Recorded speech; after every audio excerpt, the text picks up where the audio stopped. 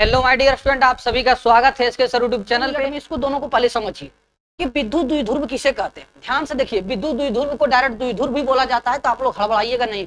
विद्युत को वैद्युत भी लिखा जाता है। तो विद्युत द्विध्रुव किसे कहते हैं, तो सबसे पहला प्रश्न यही उठता है। समान परिमाण, परिमाण का मतलब होता है क्या? मात्रा। समान परिमाण, समान परिमाण के विपरीत आवेश किसी दूरी पे स्थित हो तो उसे विद्युत द्विध्रुव कहते हैं। किसी भी दूरी पर क्या हो? स्थित हो। किसी दूरी को यहाँ पे फिक्स किया जाता है विद्युत द्विध्रुव के लिए कि उसकी जो दूरी होती है वो 2L होती है। द्विध्रुव की जो दूरी माना जाता है, कितना माना जाता है? 2L। बोलिएगा सर हम खाली L लेंगे तो दिक्कत नहीं होगा। दिक्कत देखिए नहीं होगा, लेकिन कैलकुलेशन करने में दिक्कत होगा, इसीलिए 2L माना जाता है। यदि हम इसकी द्विध्रुव की दूरी को मानते हैं 2L, क्या मानते हैं? 2L, तो बाबू यहाँ पे क्या हो गया? यहाँ पे आप लोगों का केंद्र हो गया, तो इधर की दूरी हो जाएगा L, इधर की दूरी हो जाएगा L। इससे क्या होगा? कैलकुलेशन करने में आसानी होती है। वरना अगर पूरा को L मान लेंगे तो यहाँ पे L/2 होगा, यहाँ पे L/2 होगा। अगर मान लिया जाए आप लोगों को द्विध्रुव लंबाई दिया गया है 12 सेंटीमीटर, 12 सेंटीमीटर जो दिया जाता है तो हमेशा 2L का मान दिया जाता है। क्या दिया जाता है? 2L का मान। तो L का मान हो जाएगा 6 सेंटीमीटर और ये L का मान क्या हो जाएगा?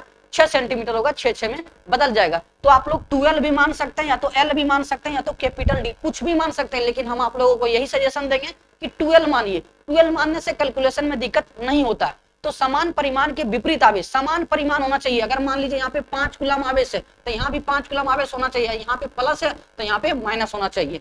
विपरीत विपरीत आवेश का मतलब वो एक पॉजिटिव होना चाहिए तो एक नेगेटिव होना चाहिए, और लेकिन समान परिमाण होना चाहिए। अगर 5-5 है तो 5-5 होना चाहिए, अगर 6-6 है तो 6-6 होना चाहिए। तो इसी को विद्युत द्विध्रुव कहा जाता है। और विद्युत द्विध्रुव की लंबाई कितना मानते हैं हम लोग? 2L माना जाता है। 2L मानने में कैलकुलेशन में आसानी होती है। और देखिए विद्युत द्विध्रुव की जो दिशा होती है ऋणावेश से लेके धनावेश की ओर होती है। ऋणावेश से लेके धनावेश की ओर, मतलब ये जो ऋणावेश है ना इधर से निकलेगा और धनावेश की ओर क्या होगा? जाएगा।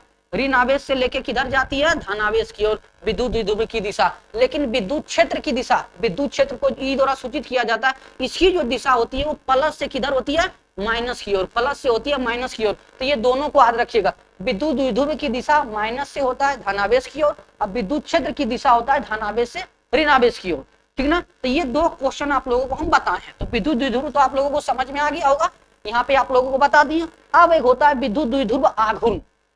अब क्या होता है इसको भी समझिएगा ध्यान से, क्योंकि इसका यूज होने वाला है, उसको जब प्रूव करेंगे तो आप लोगों को आसानी होगी। तो दूसरा प्रश्न बोलता है विद्युत द्विध्रुव आघूर्ण। सिर्फ क्या जुटा है? आघूर्ण जुटा है। सिर्फ आघूर्ण वर्ड क्या हुआ? इसको जुट गया। इसको क्या बोलते हैं? पी द्वारा इसको सूचित, बड़ी पी द्वारा इसको सूचित किया जाता है। तो आप देखिए विद्युत द्विध्रुव आघूर्ण किसे कहते हैं? तो जो विद्युत द्विध्रुव था ना, विद्युत द्विध्रुव, ये क्या है बाबू? विद्युत द्विध्रुव। इसकी लंबाई कितना होता है बाबू? 2L। कितना होता है सर बताइए? तो 2L। और यहाँ पे क्या होगा? L। इसका क्या हो जाएगा? LL में टूट जाएगा।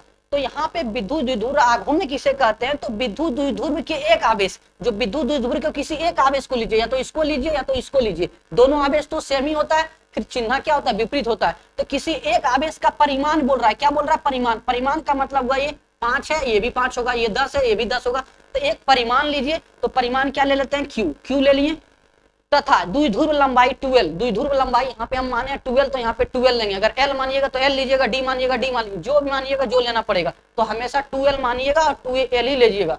तो क्या द्विध्रुव लंबाई 2L के गुणनफल को विद्युत द्विध्रुव आघूर्ण कहते हैं। तो 2L के गुणनफल को क्या बोला जाता है? विद्युत द्विध्रुव आघूर्ण। विद्युत द्विध्रुव आघूर्ण की जो दिशा होती है फिर वही होगी, ऋणावेश से किधर होगा? ऋणावेश से लेके धनावेश की ओर। ऋणावेश से लेके धनावेश की ओर होगा, क्योंकि ये क्या है? सदिश राशि है। जब कोई सदिश राशि होता है तो उसका क्या होता है? दिशा। तो विद्युत द्विध्रुव आघूर्ण एक सदिश राशि है, इसकी दिशा होता है माइनस आवेश से लेके प्लस आवेश की ओर होती है। और देखिए, और इसका मात्रा क्या होगा आप ही बताइए?